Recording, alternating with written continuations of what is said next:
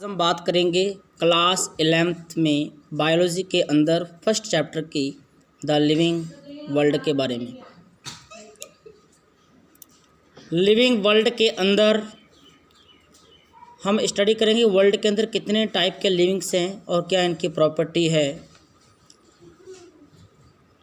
और सबसे जो पहला पॉइंट है हमारा, यहाँ पर जो बेसिक पॉइंट हमको आज सीखना है कि लिविंग की डिफाइनिंग प्रॉपर्टी क्या होती है। जैसा कि हम जानते हैं लिविंग एंड नॉन लिविंग में डिफरेंसेस हम बचपन से पढ़ते हुए आ रहे हैं, छोटी क्लासों से पढ़ते हुए आ रहे हैं, लेकिन यहाँ पर हमें defining property of living organisms की स्टडी करना है। तो यहाँ पर हमारा जो एनसीईआरटी में सिलेबस के अकॉर्डिंग चलेंगे हम। यहाँ पर आपके सामने 5 पॉइंट्स हैं। इन 5 पॉइंट्स में से हमें आज ये सीखना है कि इनमें से कितने पॉइंट हैं जो डिफाइनिंग प्रॉपर्टी ऑफ लिविंग को रिप्रेजेंट करते हैं। चलो सीखने की कोशिश करते हैं। पहला है हमारा सेल। सेल, जैसा कि हम जानते हैं, it is the basic unit of life. Life की शुरुआत ही सेल से हुई है। तो लिविंग किसके बने होते हैं? सेल्स के बने होते हैं। सेल होगी उनके पास, अगर यूनिसेलुलर है तो एक सेल होगी, अगर मल्टी सेलुलर है तो बहुत सारी सेल्स उनकी बॉडी में होंगी। तो हम कह सकते हैं कि it is the defining property of living. ये क्या है? डिफाइनिंग प्रॉपर्टी है लिविंग की। सेल लिविंग के अंदर होगी तो ये रिप्रेजेंट करती है सेल्स किसको? लिविंग की डिफाइनिंग प्रॉपर्टी को। सेकंड यहाँ पर जो केस है, दैट इज़ द जो पॉइंट है यहाँ पर, दैट इज़ द रिप्रोडक्शन। क्या होता है रिप्रोडक्शन? जब कोई पेरेंट अपने ऑफस्प्रिंग्स को बनाता है तो इस प्रोसेस को बोला जाता है रिप्रोडक्शन। यहाँ पर रिप्रोडक्शन लिविंग तो करते हैं, लिविंग करते हैं, लेकिन यहाँ पर हमें एक एक्सेप्शनल केस यहाँ पे हमको दिखता है। मीन्स कि जितने भी सारे लिविंग बीइंग हैं, सारे लिविंग बीइंग अपने बच्चों को नहीं बना पाते।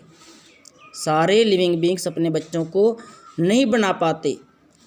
कुछ ऐसे पेरेंट्स भी होते हैं, कुछ ऐसे एनिमल्स भी होते हैं जो अपने बच्चों का फॉर्मेशन नहीं कर पाते। तो रिप्रोडक्शन के अंदर एक्सेप्शनल केस मिलते हैं हमें। तो रिप्रोडक्शन के अंदर हमें 2 चीज़ें पहले सीखनी है। एक तो हमें ये चीज़ सीखनी है कि रिप्रोडक्शन के अंदर जो पेरेंट्स अपने बच्चों को बनाते हैं, उन्हें कहते हैं फर्टाइल पेरेंट्स। क्या बोलते हैं?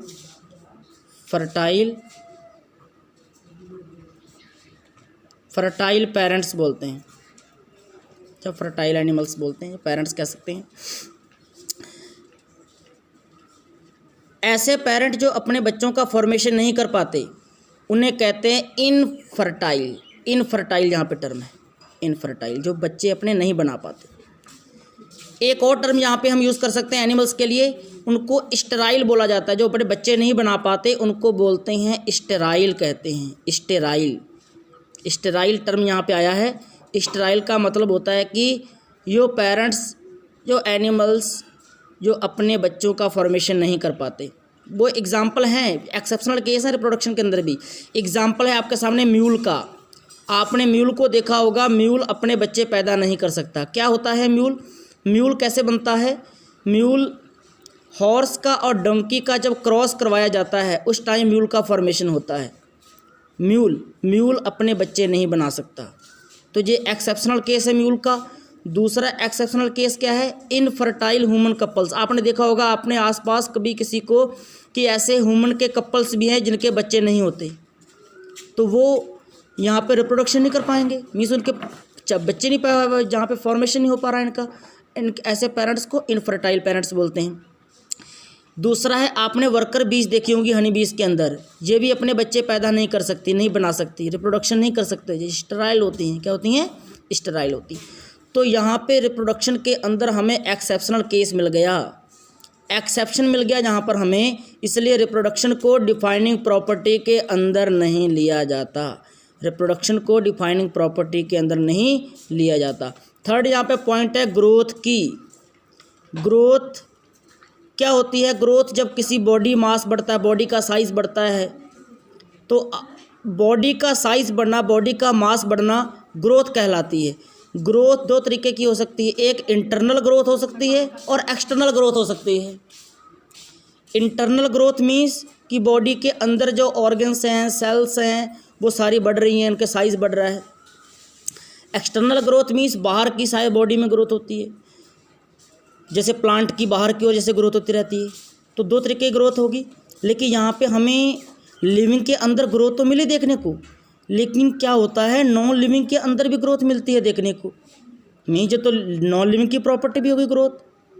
अब नॉन लिविंग के अंदर ऐसे कौन से एग्जांपल ले सकते हैं हम, जैसे माउंटेन से आप देखो, माउंटेन्स का साइज़ बढ़ता रहता है, साइज़ बढ़ता रहता है।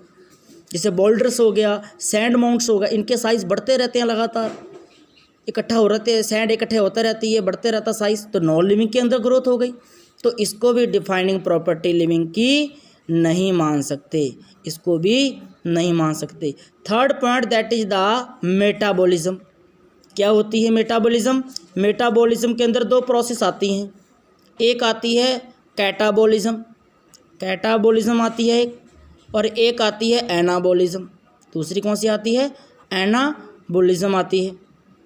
चलो इसके बारे में थोड़ा सीखने की कोशिश करते हैं।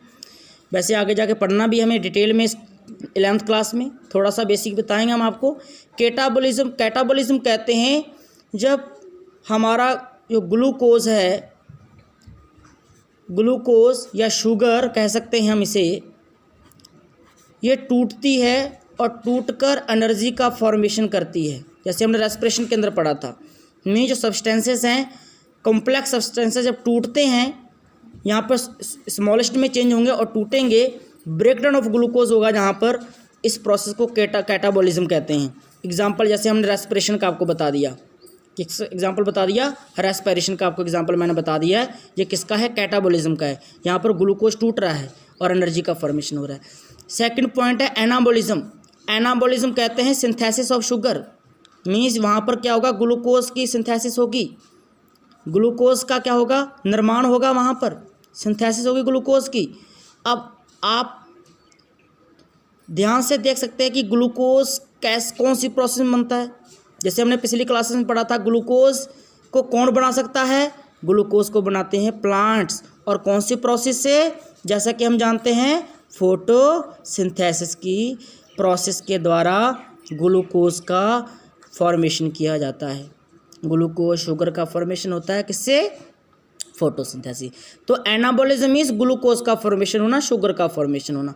तो ये दोनों प्रोसेस हैं, ये सिर्फ लिविंग के अंदर होंगी, नॉन लिविंग के अंदर ये प्रोसेस नहीं चलेगी, जो ग्लूकोज नहीं टूटेगा ना ग्लूकोज बनेगा। तो ये डिफाइनिंग प्रॉपर्टी लिविंग की होती है। नेक्स्ट है that is the consciousness. Consciousness कहते हैं सेंसिटिविटी को। किसको कहते हैं? सेंसिटिविटी। सेंसिटिविटी मीन्स कि एक्सटर्नल स्टिमुलाई के प्रति रिस्पॉन्स देना, एक्सटर्नल स्टिमुलाई प्रति के जो एक्सटर्नल स्टिमुलाई उसके प्रति के देना, रिस्पॉन्स देना। अब जो नॉन लिविंग होगा वो रिस्पॉन्स कैसे देगा? आप एक चेयर को टच करके देखो, आप किसी टेबल को टच करके देखो, उसे दर्द होना होता है। आप किसी एनिमल को टच करो या किसी प्लांट को आप टच करोगे तो उसे मीन्स वो एक्सटर्नल स्टिमुलाई के प्रति क्या देगा? रिस्पॉन्स देगा। तो कॉन्शियसनेस मीन्स लिविंग के अंदर जो डिफाइनिंग प्रॉपर्टी को रिप्रेजेंट करता है, शो करता है। कॉन्शियसनेस जो लिविंग होंगे उसके अंदर कॉन्शियसनेस होगा। यहाँ पे एक केस हमको एक और यहाँ पे समझना है कि कोई पर्सन मान लो कोमा में चला गया, कोमा एक केस आता है जब ब्रेन एक्टिव काम नहीं करता, बाई चांस एक्सीडेंट में कभी ऐसा हो जाता है कि जब कोई शॉक लगने से कोमा में चले जाते हैं जो पेशेंट, तो क्या होता है कोमा में ब्रेन की एक्टिविटी स्टॉप हो जाती है, तो वहाँ पर सेंसिटिविटी स्टॉप हो जाती है पर्सन की। तो कोमा के केस में भी 50% से ऊपर चांसेस होते हैं कि पर्सन सही हो जाता है, पेशेंट है जो सही हो जाता है कोमा से भी। तो कोमा वाला दोबारा से फिर अपनी सेंसिटिविटी दिखाता है। तो यहाँ पर क्या है कि कॉन्शियसनेस को डिफाइनिंग प्रॉपर्टी के अंदर लिया जाता है। तो यहाँ पर हमने पांचों पॉइंट्स में से हमने क्या देखा कि हमारा डिफाइनिंग प्रॉपर्टी को कौन रिप्रेजेंट करता है? एक तो करता है सेल्स होती हैं, जो सेल होती है, और दूसरा हमारा कौन होता है यहाँ पे? मेटाबॉलिज्म, और तीसरा क्या है? कॉन्शियसनेस। ये पॉइंट्स हमको बड़े ध्यान से समझने हैं। इन पॉइंट्स में से हमारा 1 मार्क क्वेश्चन बन जाते हैं, ऑब्जेक्टिव टाइप क्वेश्चन आ सकते हैं, ठीक है। रिप्रोडक्शन डिफाइनिंग प्रॉपर्टी को रिप्रेजेंट नहीं करता है, ग्रोथ नहीं करती है। यहाँ पे हमको ये 2 पॉइंट्स हैं, ये समझने हैं। Thank you.